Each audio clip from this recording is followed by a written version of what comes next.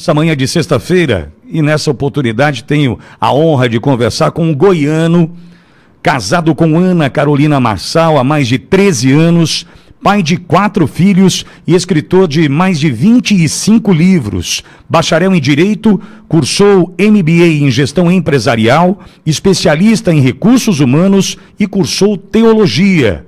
Pablo Marçal se destacou nos últimos anos por ensinar autogestão, empreendedorismo e liberdade financeira, tornando-se um dos maiores nomes no mercado digital da América Latina.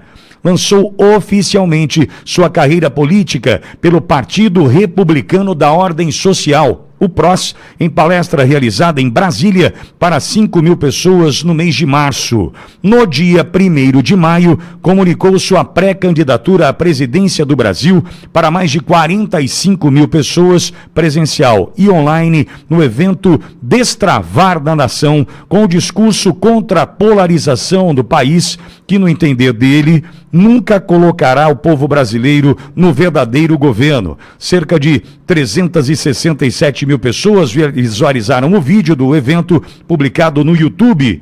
Marçal usa suas redes sociais para expressar suas intenções a respeito destas eleições. É sobre isso que a gente vai conversar agora com o pré-candidato à presidência da República pelo PROS, Pablo Marçal.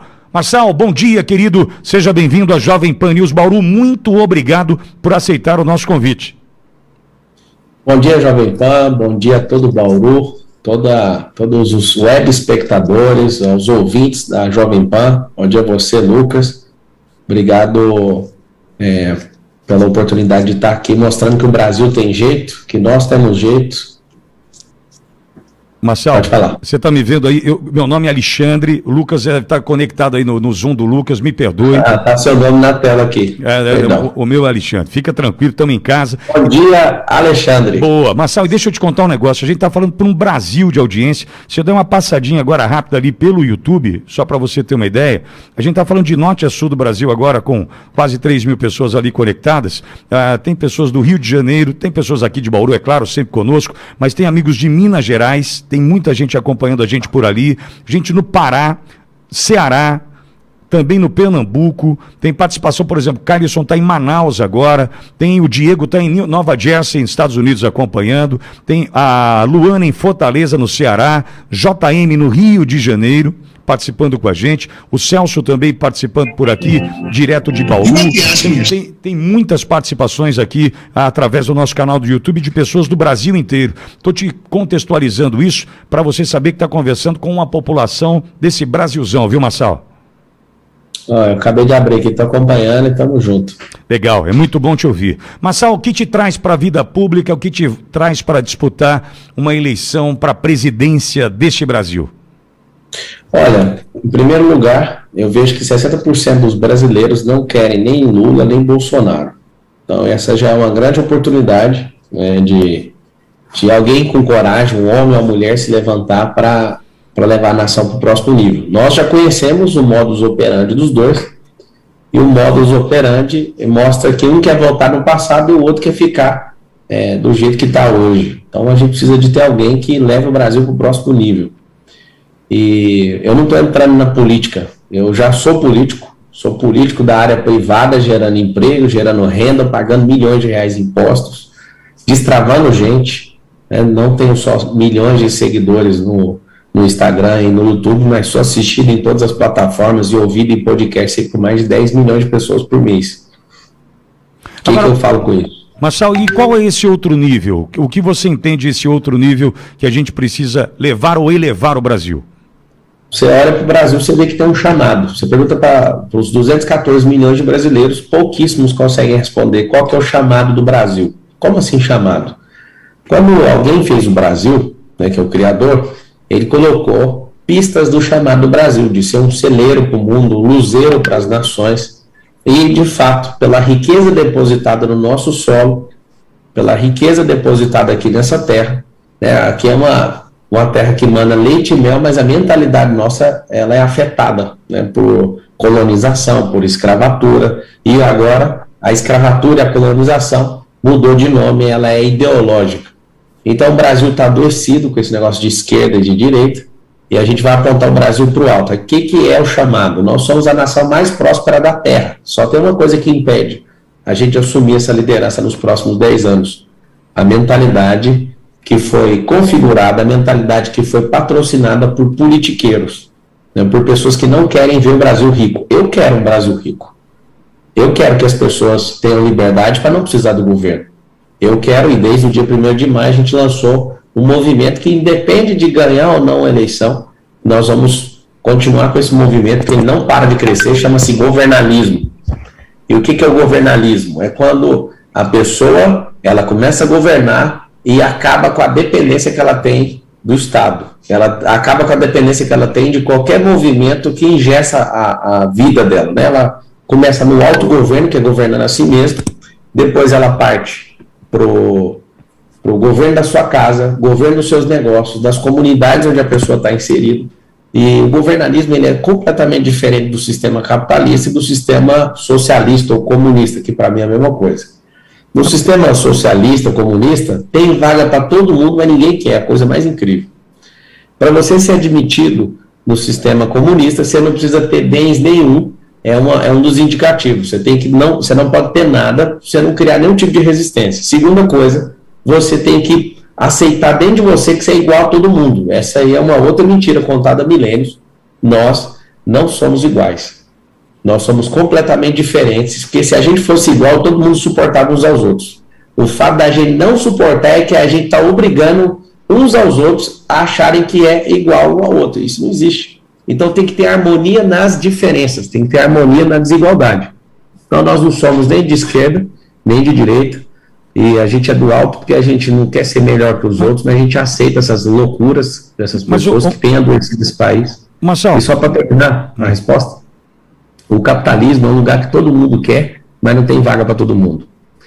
No governalismo vale a sua identidade e o seu propósito. No capitalismo vale só a sua posse. No comunismo vale o que você não tem e a forçação de barra de fazer você parecer com os outros, como se você fosse igual a outra pessoa. Diga. Mas, Marcelo, uma dúvida. Quando você fala do governalismo, a gente está falando de um viés conservador e liberal, só para tentar entender o conceito de governalismo do ponto de vista do que vai acontecer comigo, caso a gente entenda essa ser a melhor alternativa. Porque essa dicotomia ou esse maniqueísmo, né, de direita e esquerda, a gente está acompanhando o mundo afora, né? Então a tua proposta eu entendo como nova, e é por isso que é importante a gente tentar entendê-la, decifrando aí, por gentileza. Tá. É o seguinte, ele é conservador nos princípios e ele é liberal no crescimento. Então, o que é um princípio? A família é um princípio, é a base de uma nação. Então, quando você defende aquilo que é a base da nação, a nação sempre vai continuar pujante e crescendo. A gente não tem defendido as nossas famílias de forma institucional, pelo contrário, a gente tem ajudado a destruir elas. Quando você coloca essas ideologias malucas, tipo essa comunista, a sua família tem que ser a primeira a ser desvalorizada. E aí o que acontece? A gente criou um monstro dicotômico, você mesmo falou, esse dualismo da esquerda e da direita, e a gente não quer saber o que a esquerda tem de bom e nem o que a direita tem de bom, a gente só quer ficar um contra o outro. Não existe um reino que vai prosperar se ele estiver dividido. Então o que a gente tem que fazer é o seguinte, parar com esse negócio de mais de 200 anos, com essa história de esquerda e de direita, de nobre e de os trabalhadores, assim, né, são chamados, mas na verdade todo mundo é trabalhador, é só parar de ficar rodeando o quarteirão para a esquerda e para a direita e pegar a estrada do crescimento. Aonde que eu vejo o Brasil? De verdade eu vejo no meu coração, vejo na minha mente, o Brasil até 2032 sendo a nação mais próspera da Terra. Não nos falta nada nessa nação. Marcelo, só falta regular nossa mentalidade. Não é todo mundo pensar igual, mas é todo mundo crescer de ano em ano, as pessoas crescerem e prosperarem. Estava querendo voltar um presidente que alega que tirou milhões de pessoas da pobreza. Na verdade, ele não tirou milhões da pobreza, ele tirou trilhões e ele quer voltar por um único motivo, para cumprir um projeto ideológico. Só que o outro que a gente tem, ele está querendo, ele não é um homem mau, tá? O Bolsonaro, ele não é um homem mau, só tem um detalhe, ele é anticomunista, e quem é só anti alguma coisa, ele não constrói nada, você pode ver pelas obras que ele tem feito, ele não fez uma obra própria dele. Por que eu estou falando isso? Porque virou um jogo de gato e rato, do Tom e do Jerry. Então, parece um desenho animado do Brasil hoje, essa política não pode ficar desse jeito, porque o que interessa é os dois, um atacando um ao outro, os dois polarizando para mostrar que ninguém tem chance de entrar nesse quadro aí. Marçal, me perdoe, mas eu vou fazer uma leitura e espero que você me compreenda. A gente recebe no TikTok alguns recortes de falas do Enéas, né? O Enéas que lá em 1989 apareceu com o seu jargão dentro dos poucos segundos que tinha para fazer a sua campanha eleitoral.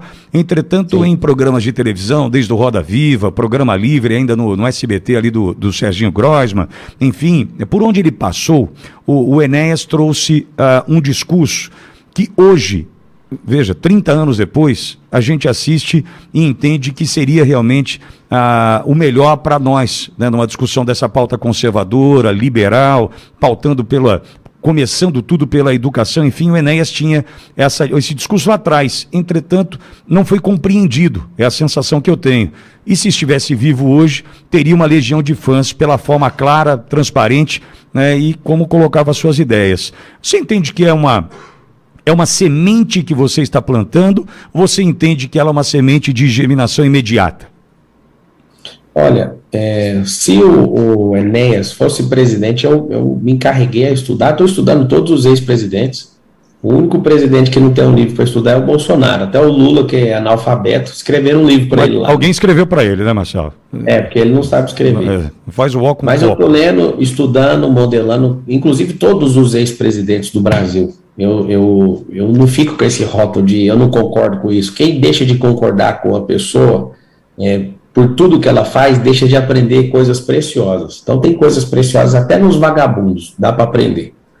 O que acontece? O Enéas, ele tinha uma ideia de moratória, então isso não seria bom.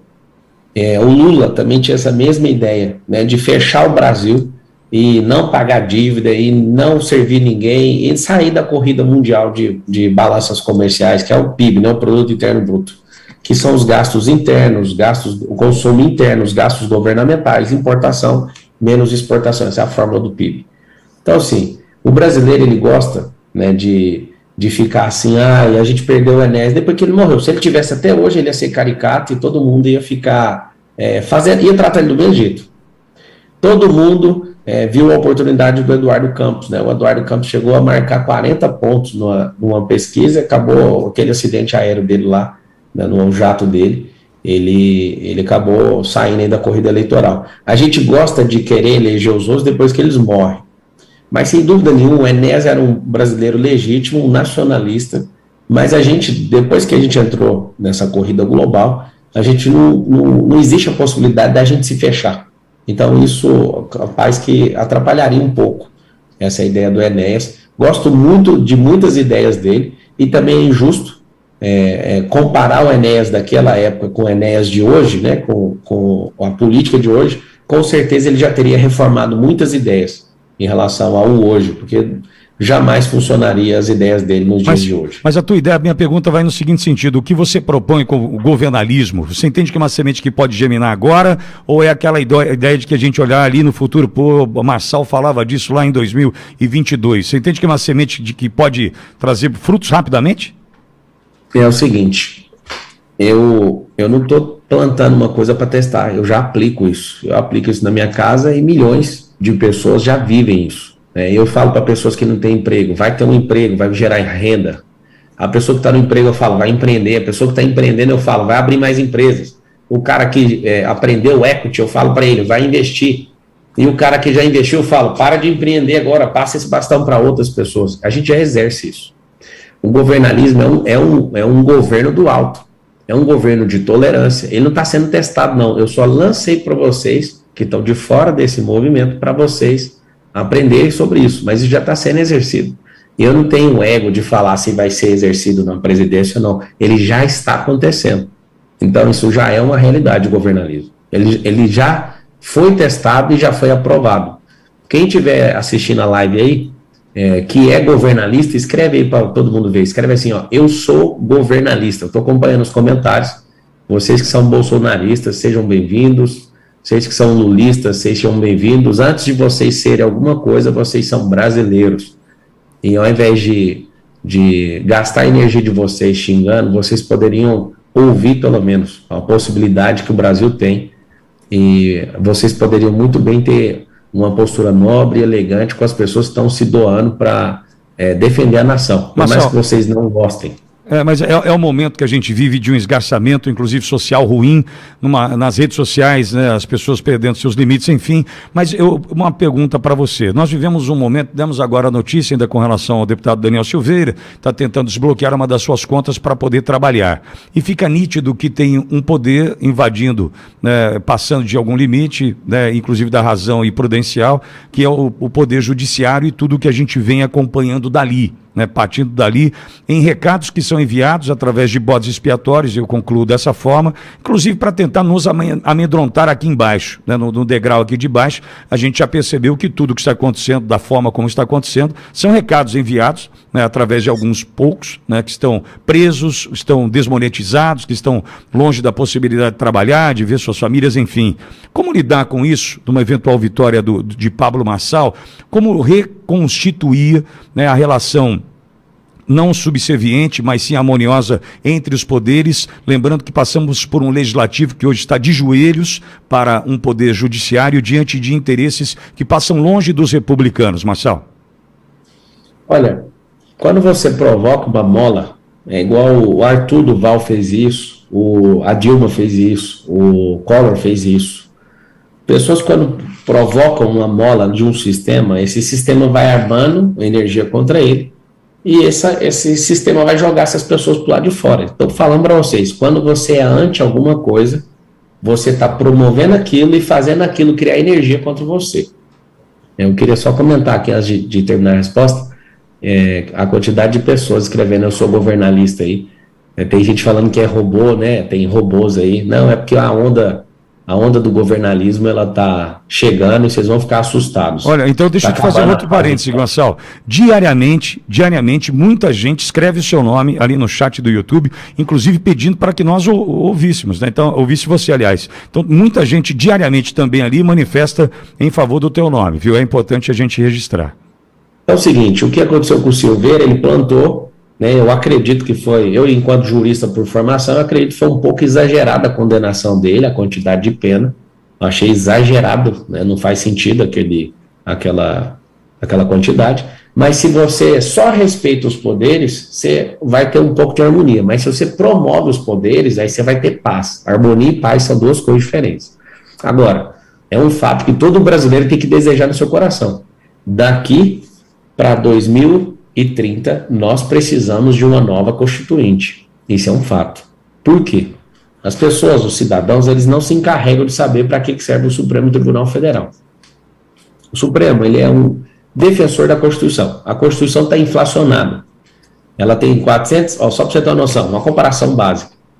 A Constituição americana, a Suprema Carta deles lá, a Constituição Suprema deles, a Constituição Federal deles, tem 13 páginas de PDF, a nossa tem 498. Ninguém conhece a Constituição aqui no Brasil. É um rolo gigantesco, onde a gente não consegue decifrar aquilo, e aí o negócio vai ficar sempre emperrado, porque nós fizemos 3.600 propostas de emendas constitucionais. Então, uma Constituição que tinha 250 artigos, ela começou a inchar em pequenos detalhes, e hoje a gente não consegue avançar. Então, não dá para virar essa década. Se a gente quiser crescer e desafogar essa nação, a gente vai ter que ter uma nova Constituinte. A gente vai ter que ir para a 8ª Constituinte. Nós estamos na 7ª e a gente precisa destravar para ir para a próxima Constituinte nessa próxima década. Marçal, eu entendo que é injusta, muito injusta a decisão tomada pelo Tribunal Superior Eleitoral de encurtar prazos para a campanha eleitoral. Está ali prevista para meados do mês de agosto. O que a gente está fazendo aqui, eu estou conversando com um pré-candidato do PROS, o que a gente também comenta aqui diariamente, a Justiça Eleitoral gosta de ser enganada, porque a gente está falando de pré-candidatura em função do calendário, porque o que a gente está fazendo aqui, inevitavelmente, é apresentar alguém que está colocando o seu nome à sua disposição para disputar um pleito. Então, eles usam dessa forma para, primeiro, gerar uma confusão, limitar e, inevitavelmente, prejudicar aqueles que estão apresentando seu nome pela primeira vez. Como você vai lidar com esse calendário encurtado e com um pouco tempo de televisão? É para as redes sociais, rádio e televisão? É para as redes sociais que você vai? O que você pretende fazer com a sua campanha diante do calendário apertado do TSE? Olha, eu acredito que pela disrupção, pela informação, pela capilarização da internet, esse tempo ele é razoável. Eu não vejo dessa forma. Eu vejo que na forma tradicional, a forma que as pessoas levavam na política tradicional por exemplo, quando o Juscelino Kubitschek concorreu à presidência, ele estava em 5º lugar, que é a mesma posição que eu estou, e ele, numa fala dele em Jataí, saiu uma informação, ele virou o jogo e venceu a eleição. E aí ele fez os 50 anos em 5. Ele estava na mesma posição que eu, 5º lugar. O que acontece? Acontece uma coisa bem simples. Na era da informação e da disrupção, isso é muito tempo. E eu não estou preocupado. A pré-campanha é uma forma de aquecer, né? Você não pode vincular, nem pedir voto, nem pedir apoio, nem pedir nada disso. Mas é uma forma muito boa de você trazer dúvida, provocar cenários, e eu estou satisfeito com isso. Agora, eu vou usar todo o armamento digital que nenhum tem, né? Nem o próprio presidente, que acha que tem, consegue chegar na forma que eu chego nisso aí. Eu lidero isso aí no país hoje, essa questão de lançamentos. Então, nós vamos lançar o Brasil, nós vamos fazer um negócio que vai dar uma assustada em todo mundo. E o teu programa já está pronto, Marçal? A tua equipe já está montada? Como é que você está lidando com isso? Tem 110 pessoas produzindo um programa de governo, e eu vou começar a soltar os pedaços e vou revelar ele no dia da convenção. Qual é a data? Já tem data marcada? A convenção está marcada entre os dias 20 de julho até 5 de agosto. Então, no dia que for, eu vou colocar à disposição da nação o plano de governo. Marçal, eu vou te convidar para mais vezes, para a gente estar aqui, se você aceitar, ficarei feliz, até para a gente tentar falar sobre o governalismo, porque o que é novidade, né, a gente precisa explorar, né, para tentar fazer com que a compreensão chegue de uma forma mais fácil, né? Então eu te convido a voltar conosco, o Alex, nosso produtor, jornalista aqui, falando com a tua assessoria, até para a gente tentar mostrar, né, o que é de fato um novo pensamento, né, o que difere da direita e da esquerda, e diz que é para cima, como você se apresenta e dessa forma, a gente precisa te entender. Se as redes sociais, né, e da forma como você se apresenta ali tem tanta aderência, é importante a gente trazê-lo aqui mais vezes para tentar mostrar para todos o que você propõe. Marçal, está feito o convite ao vivo aqui, espero que você aceite. Obrigado, e coloca todo mundo aí que está comentando, escreve assim, chega desses dois, o Brasil vai acordar, o Brasil vai começar a governar, as pessoas vão deixar essa dependência emocional, essa alienação política, esse tipo de gente que está sendo produzida na nossa nação, que parou de pensar, parou de dialogar. Eu quero falar para você, escreve aí, chega desses dois. Eu falo para todo mundo que está ouvindo aqui na Jovem Pan, você não precisa gostar de mim, você precisa amar o Brasil. Se você amar o Brasil, você vai ser alguém que tem mais ouvidos, que cala mais a boca e que aprenda a fazer perguntas ao invés de ficar só afirmando, murmurando. Esse é um tempo de colocar esses dois para correr. Eles já mostraram o que eles sabem fazer. Nós precisamos de ir para frente e para o alto. Chega de esquerda, chega de direita. Nós estamos aqui para tocar o terror. E daqui a uns dias nós vamos virar um pesadelo. Hoje a gente é só uma semente. Os que gostam de falar que eu sou arrogante, eu só sou determinado. Eu amo esse país. Eu não vou mudar desse país, né, que é o normal, que todo mundo que prospera no nível que eu prosperei faça. Eu vou ajudar a mudar esse país. É diferente. Então, Pablo, podem contar comigo. Pablo Marçal, obrigado, Marçal, pré-candidato a presidente pelo PROS, conversando conosco. Bom final de semana para você, seja sempre bem-vindo por aqui. Valeu. Obrigado. Live agora vou responder perguntas. Abraço. Obrigado, querido. 9h31, Pablo Marçal conversando conosco, chat bombando por ali. O Alex, quero saber quantos likes, Edson.